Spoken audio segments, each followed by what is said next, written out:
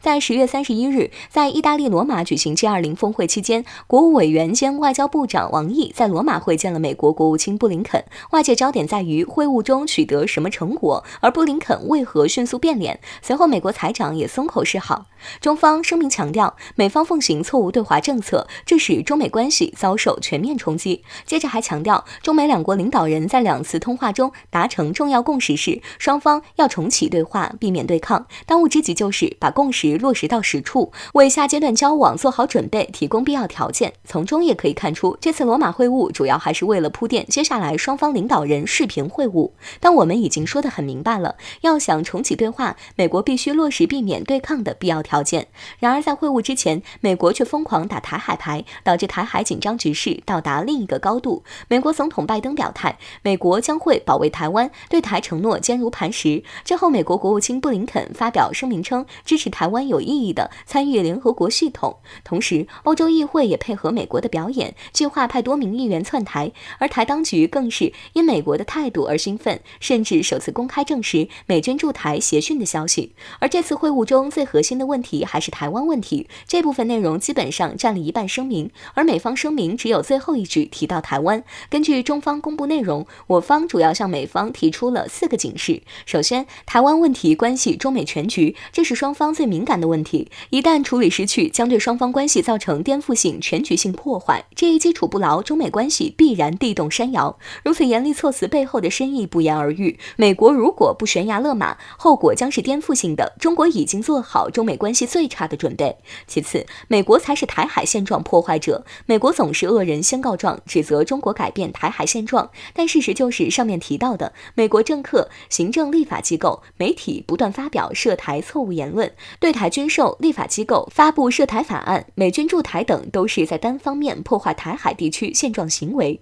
第三，奉行真正的一中政策。美国对台向来采取战略模糊政策，一边宣称自己坚持一中政策，一边却不断破坏一中原则，总是说一套做一套。最后，美国应该遏制态度，台当局屡次突破一中框架，美方的纵容和支持难辞其咎。在这次会晤，我方发出警示后，布林肯对台问题又换了一副面孔。在被反复追问美国是否保卫台湾时，布林肯多次打太极，强调3遍美方会确保台湾有自卫能力，但对美方是否出兵驻台闭口不提，并重申美国将继续坚持一中政策。可以说，在台海紧张局势中，台当局才是最大的小丑。美国狂打台海牌，就是想用来做谈判的筹码，利用后美国又变脸，台当局总是被美国用完即扔。讽刺的是，即使被耍多次，但他们每次都自愿上美国人的钩。事实上，美国如此迫切要和中国谈，还是因为其国内供应链危机、通胀、债务、关税等问题。在会谈后变脸的还有美国财长耶伦，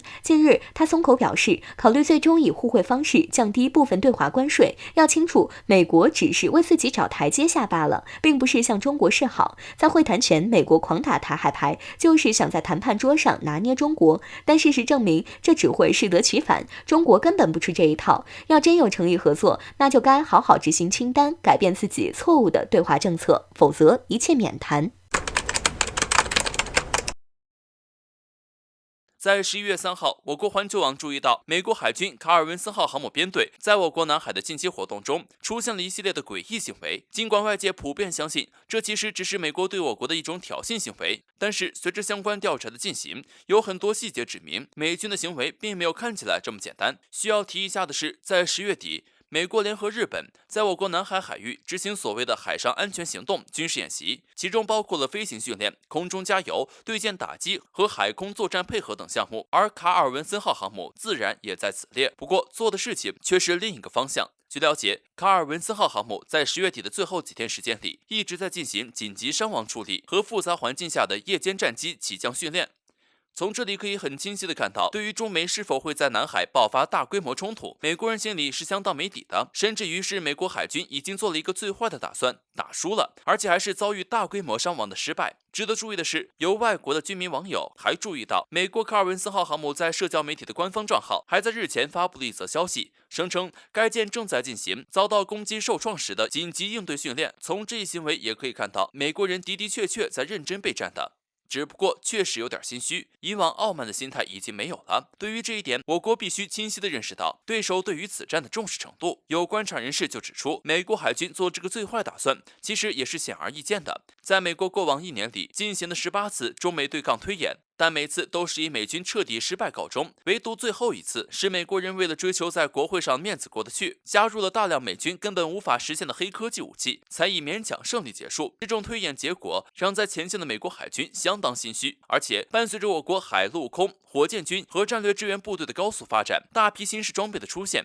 已经开始冲刷美国人的三观，尤其是在高超音速武器方面的发展，让美国海军十分尴尬，防又防不住，够又够不到。如果真的动手，美国人在亚太完全是一副被动挨打的局面，除了靠偷袭可能取得点效果外，实在无能为力。中国又不可能出去到太平洋和美国人硬拼。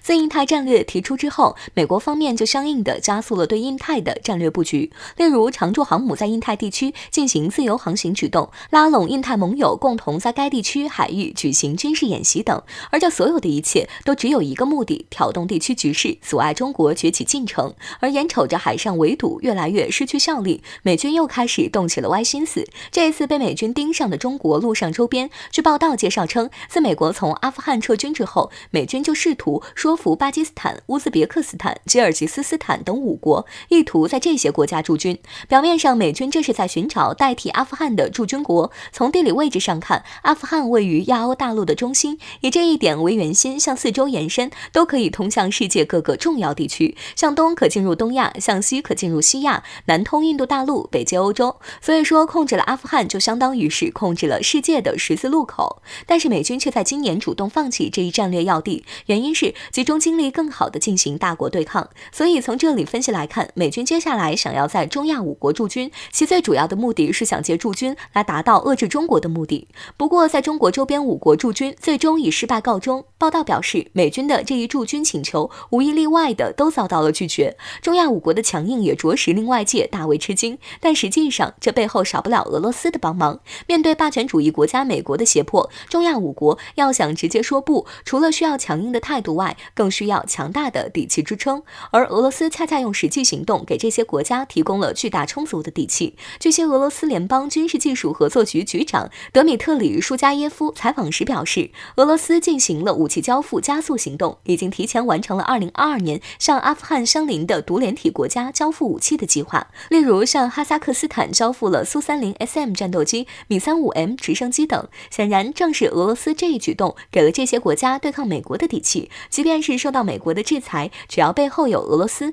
美国就奈何不了他们。与此同时，他们身处中国周边，美国也不敢轻易对他们下手。所以说，这次普京为世界很好的打造了一个反美样板，而且这样的招式比美国单纯的驻军威力更大、更有效。总而言之，无论是在海上还是陆上，美国想遏制中国，都将遭遇惨败。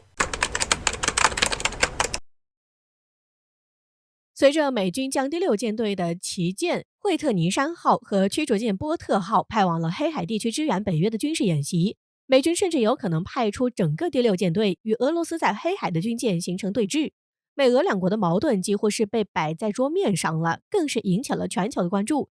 面对美国这样嚣张的举动，作为战斗民族的俄罗斯怎肯让步？据媒体报道，近日俄罗斯进行了岸基导弹系统的演习，演示了如何用海岸防御反舰导弹系统消灭黑海大量的敌方水面舰艇。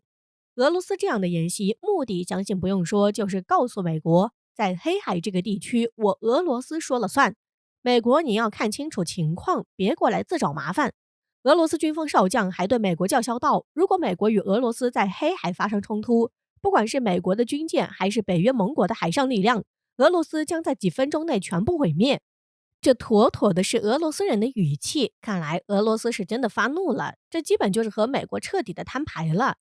但是俄罗斯真的有如此强大的实力，能够把美国和北约盟国的军舰一起消灭吗？目前在黑海地区，俄罗斯拥有非常强大的攻击系统，除了有潜艇携带了射程达到660公里的攻击武器，还有数量庞大的岸基导弹系统，甚至还有战略轰炸机在不远的机场随时待命，携带着俄罗斯的反舰导弹，射程也超过600公里，弹头有1000公斤，被称为航母杀手。看来俄罗斯这位少将真不是在开玩笑，如此大规模和立体的攻击，就是整个美国的第6舰队来到黑海，估计也不够俄罗斯锤的。美国作为世界霸主这么多年，什么时候受过这样的气？特别是死对头俄罗斯，这完全是骑在美国头上拉屎撒尿。美国也毫不客气，直接摊牌了。据媒体报道，美国战略司令部也立即展开的演习，演习重点竟然是国家核力量的战备，目的就是评估美国或其盟国遭受攻击时，美国将会实施核打击的联合行动。本来以为俄罗斯已经很离谱了，没想到美国是更加的过分，直接搞起了核威慑。美俄两边真的是一步都不退让，同时也都把自己逼到了墙角。要知道，俄罗斯方面曾经说过，俄罗斯都没了，还要世界干嘛这样的话。俄罗斯同样也有大量的核武器，而且跟俄罗斯比核武器，美国未必比得过。俄罗斯可能会用实际行动告诉美国，时代已经变了，我已经不是当年的那个俄罗斯，你也已经不是以前那个无比强大的美国。到底后续发展会怎么样，也只能拭目以待了。